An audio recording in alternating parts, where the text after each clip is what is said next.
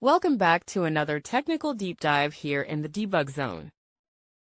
Today, we're tackling a big question and breaking it down with insights from other users.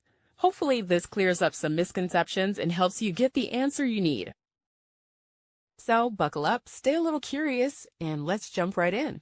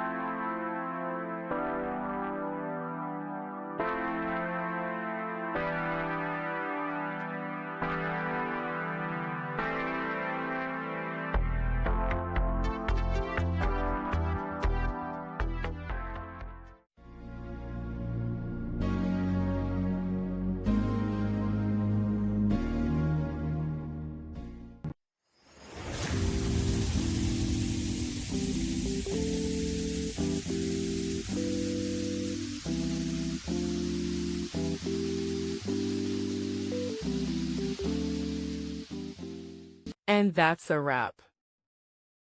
I hope you found the answer you were looking for. If you did, take a second to hit that subscribe button. It really helps out.